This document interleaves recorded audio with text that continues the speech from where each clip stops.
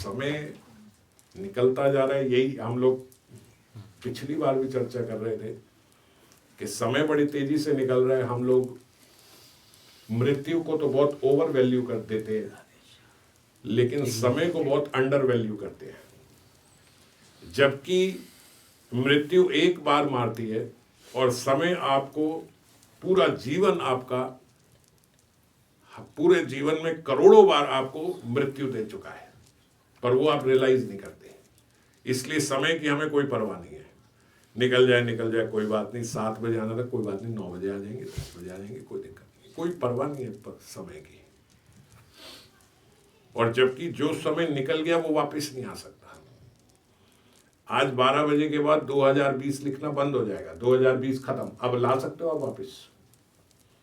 हम 35, 36, 40, 50 साल के हो गए, अब हम सोचे हम थोड़ी सी आयु पीछे की वापस ले आए, हो सकता है वापस?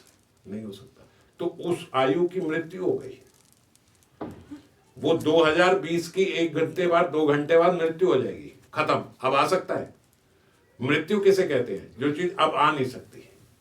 नींद किसे कहते हैं? अरे सुबह उठ जाएगा, अभी सोया है। पर 2020 सोया नहीं है, 2020 की मृत्यु हो जाएगी, फिनिश। ऐसे ही समय की मृत्यु होती जा रही है, हर क्षण की मृत्यु होती जा रही है। जैसे मैंने पहले बताया था, अब बुढ़ापा आ गया तो युवा अवस्था की मृत्यु हो गई। युवा अवस्था आ गई तो आपके बचपने की मृत्यु हो गई, वो बच्चा गया। आज आप अपनी फोटो देख लो 5 साल वाली रेणुका की, तो आप पहचान नहीं पाओगे ये कौन है। पहचान पाओगे? वो छोटी सी, वो तो हमें पता है तो हम देख लेंगे, नहीं तो ऐसे किसी को दिखाओ, पहचानेगा? कोई भी नहीं पहचानेगा। तो वो बच्चा कहां गया? जो वो 5 साल का रेणुका थी, वो कहां गई? उसकी मृत्यु हो गई। ये हम समझ नहीं रहे। समय भी मृत्यु करवाता जा रहा है, पर हम समय को नहीं समझ रहे। हम उसको बहुत अंडर वैल्यू किए हुए हैं, आज भी व्यर्थ गवा रहे हैं, और मृत्यु को ओवर वैल्यू दे दिया है। कहीं बस मर ना जाए, कहीं बस मर ना जाए, इतनी बुरी अवस्था हो गई, लेकिन बस मृत्यु ना जाए। अरे मृत्यु तो हो ही रही है। कितने लोग कितनी ऐसी बीमारियों से ग्रसित है कि उनके स्वास्थ्य की मृत्यु हो गई है। अब वो कभी उस स्वस्थ शरीर में नहीं आ सकते।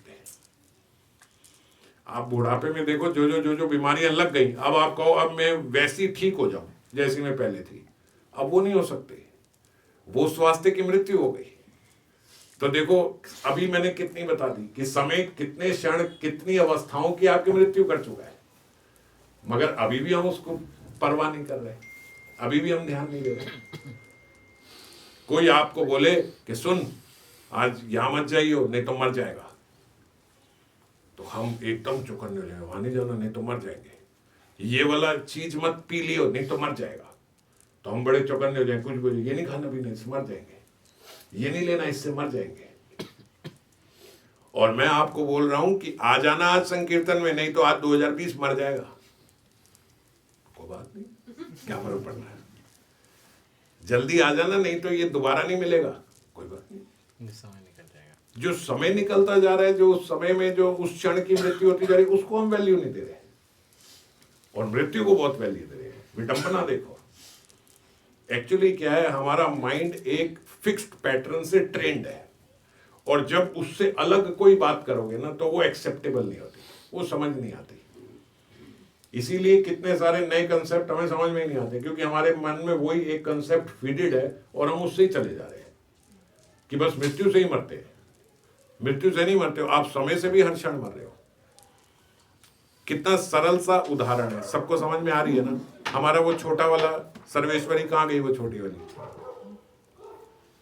अब मान लो आप जीवित भी हो, तो भी वो 6 साल वाली सर्वेश्वरी की तो मृत्यु हो ही गई। अब आप हो या नहीं हो, लेकिन वो वापस आ सकती है। उस अवस्था की मृत्यु हो गई। 10 साल पहले जो अवस्था थी, वो अवस्था को अब हम देखें, अब वो मृत्यु हो गई। आज बुढ़ापे के कारण ऐसी बीमारियां लग गई कि अब हम सोचे कि अब वो आ जाए। व्यक्ति के दांत टूट जाए तो खत्म, अब वो कहे मेरे वो वाले दांत आ जाए, नहीं आ सकते। आपके बाल सफेद हो जाए, आपको नहीं अब मेरे फिर से काले बाल आ जाए, नहीं आ सकते। तो हर क्षण समय से भी तो मृत्यु हो रही है। वो काले बालों की मृत्यु हो गई, अब सफेद आएंगे। वो दांत जो टूट गए उनकी मृत्यु हो गई, अब नहीं आएंगे। हो गए कि नहीं होगी? तो कितनी सारी चीजों की तो मृत्यु हो रही है, लेकिन फिर भी समय की परवाह नहीं है किसी को। तो इसीलिए जितनी परवाह मृत्यु की है, जितनी हमारी प्रबल इच्छा मृत्यु से बचने की है, उतनी प्रबल इच्छा इस समय को सदुपयोग करने की भी होनी चाहिए। इस समय का सदुपयोग करने की भी उतनी प्रबल इच्छा होनी चाहिए जितनी आपकी मरने से बचने की इच्छा है। समझ गए? अपने आप से इवैल्यूएट कर लो कि कहीं मैं मर ना जाऊं, इसके लिए मैं कितना सतर्क रहता हूं। ऐसे ही होना चाहिए कि कहीं मेरा ये समय खराब ना हो जाए, क्योंकि ये समय दोबारा नहीं आएगा। अपनी चेतना को इस जगत से हटा के उस जगत में लेके जाना है, ये हमारा प्राइम काम है। इसको समझ रहे हो कि नहीं समझ रहे हो? इस जगत से, हर कार्य से, हर वस्तु से, हर व्यक्ति से अपनी चेतना हटा के ऊपर लेके जानी है। अब आप अपने दिन की गतिविधि देखो, अपनी क्रिया देखो, अपने कार्य देखो, अपनी चेतना देखो कि क्या मैं दिन में कोई ऐसा काम कर रहा हूं कि मेरी चेतना यहां से हट जाए। क्या मैंने आज कोई ऐसा काम करा कि मेरी चेतना यहां से हट जाए, इस जगत से हट जाए, कि मेरी चेतना किसी इस वस्तु से हट जाए, मेरी चेतना इस व्यक्ति से हट जाए, इस अवस्था से हट जाए, इस देह से हट जाए? ऐसा कोई काम कर रहे हो? तो फिर जो ये समय खराब हो रहा है, जो ये समय जा रहा है, ये समय हर क्षण आपकी मृत्यु तो कराता जा रहा है, ये वेस्ट ही तो होता जा रहा है। क्या अब ये वापस आएगा? ये नहीं आ सकता, ये नहीं आ सकता। इसको रियलाइज नहीं कर रहे हम, क्योंकि हम इस तरीके से सेंसिटिव नहीं है, हम इस तरीके से, हमारी मशीन चल नहीं रही है, हम चैनलाइज नहीं है ये समझने के लिए कि ये समय निकलता जा रहा है, ये वापस नहीं आएगा, और उसके बाद पछतावे के अलावा कुछ नहीं रह जाएगा। और खासकर भक्त को ज्यादा पछतावा होगा, क्योंकि एक भक्त जानता है कि इस जन्म में, इस शरीर में, इस देह में, इस मनुष्य देह में मैं भगवत प्राप्ति कर सकता था, फिर किसी कुत्ते और सूअर की गर्भ में जाके जन्म लेना पड़ेगा। और जब वृद्ध अवस्था होगी, जिनसे अभी मुझे आसक्तियां हटाने को बोला जा रहा है, जब उनसे जबरदस्ती हट जाएगी, जबरदस्ती मतलब आपको वो वैल्यू नहीं दे रहे, आप जिस घर को वैल्यू दे रहे थे, आज उस घर को आपकी जरूरत नहीं है। आप जिस व्यक्ति पे सारा जीवन बर्बाद कर रहे थे, आज उस व्यक्ति को आपकी जरूरत नहीं है। जिस वस्तु से आप इतना आसक्त थे, आज वो वस्तु आपके पास आती नहीं, किसी ने छोड़ी नहीं आपके पास। तो जब ऐसी अवस्था आ जाएगी, तब पछतावे के अलावा क्या रहेगा? लेकिन तब भी हम इस बात को समझ नहीं रहे, और हम ये समय व्यर्थ किए जा रहे हैं। इसीलिए मैं इस बात को पिछली बार भी समझा रहा था, और इस बार भी इसीलिए समझा रहा हूं कि समय को वेस्ट ना करो, समय का सदुपयोग करो। ये समय बड़ा कीमती है। जगह जगह शास्त्रों में जो लिखा है समय कीमती है, समय कीमती है, इसीलिए लिखा है। कुछ भी जाके वापस आ जाएगा, पर ये समय वापस नहीं आएगा कुछ भी करने से।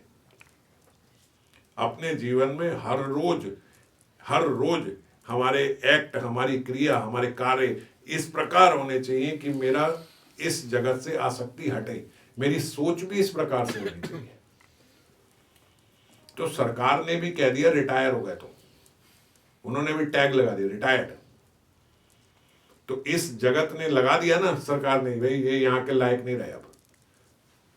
तो जो भौतिक जीव है वो रोए कि अब मैं किसी लायक नहीं ला। वैष्णव को तो खुश होना चाहिए, अच्छी बात है। अब इस जगत ने कह दिया मैं इस लायक नहीं हूं, अब उस जगह जाऊंगा, अब उनके लायक बनूंगा।